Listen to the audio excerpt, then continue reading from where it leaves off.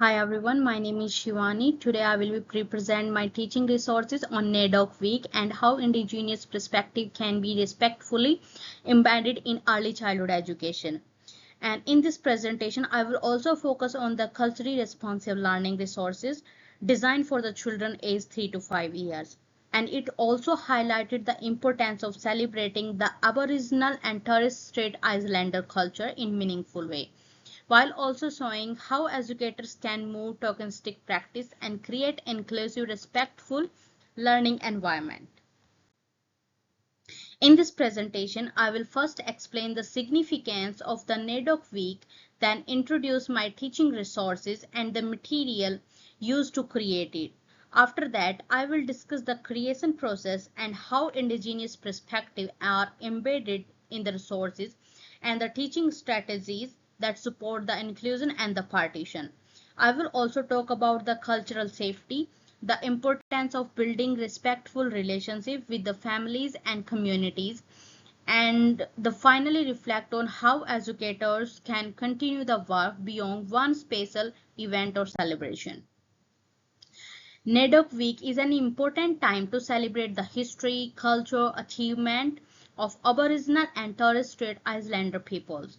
It recognizes the strength and leadership of First Nation communities and encourages all Australians to learn about the culture in respective way. For the early childhood education, NAIDOC Week provides the opportunity to introduce the ideas, identify respect, belonging, and connection to the country. And also it is important that understand the NAIDOC week should not be treated as it's just a one day classroom theme. Instead, it should be the part of the broader commitment to embedding indigenous and perspective throughout the years. The teaching resources I create it called the Indigenous Storytelling Natural Nature Board. It's a tactile and visual resources that encourage the children to explore the storytelling, nature, and connection to country throughout the play. The board is made using the cardboard base along with the natural materials such as the leaves, sticks, and stone. I will also include the printed story cards, but I forgot to put here, and the glue and markers for assembly. The purpose for this resource is it's allow children to play, physically interact with the materials, create their own stories, and develop an appreciation for the natural environment. And also I choose the natural material because they help the children engage with the idea of the country and encourage hand-on sensory learnings. At the same time, the story cards were designed using the authentic educational idea to ensure the respectful presentation. The creation of process involved the several simple but meaningful steps. First, I prepared the sturdy cardboard base and planned the layout of the board. Secondly, I collected and arranged the natural materials such as the leaves, stones, and sticks on the present elements. Third, I added a story card and symbol to create a strong storytelling context. Finally, the board were designed to create and storytelling context. The process is important because it shows that the resources is not only visual but also interactive, creative, child centered, and it also encourages the children to take an active role in learning rather than just observing. Embedding indigenous perspective means more than the simply adding indigenous symbols or activities into the classroom. It also involves a genuine and ongoing commitment on respectful practice. One important aspect for building the relationship with the local families and communities so that the learning experience are informed by the culture, knowledge and guidance. Another important point is using the authentic resources created or approved by the First Nation peoples while respecting the culture intellectual property rights. It also essential to avoid the tokenism. Indigenous perspective should not only appear during the NAIDOC week, but it should be meaningful, integrated throughout the year.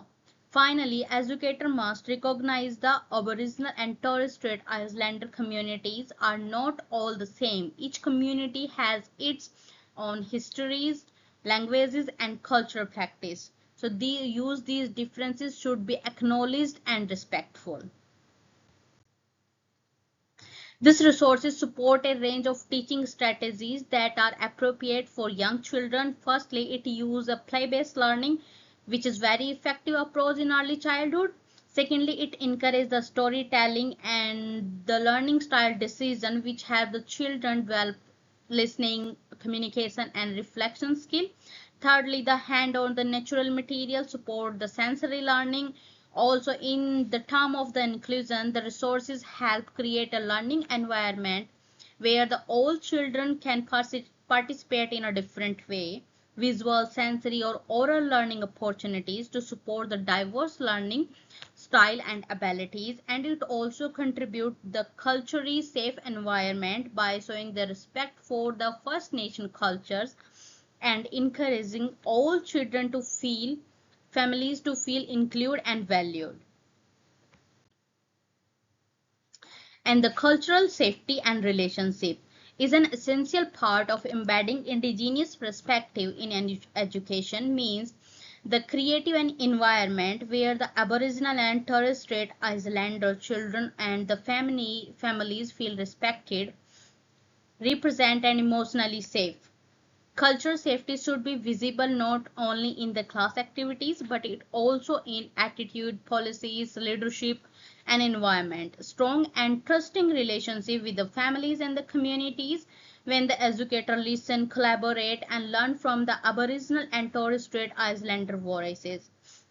Representation is also important, including Aboriginal staff, community member, and local knowledge. And the culturally responsive resources can strengthen children's sense of belonging and identity. Overall, the relationship is based on the trust, humanity, and the respect.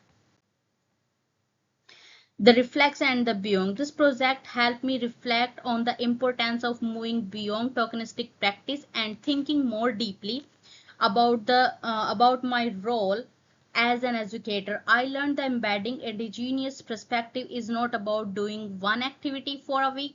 It is about the building a strong long-term commitment to respect, inclusion, and ongoing learning.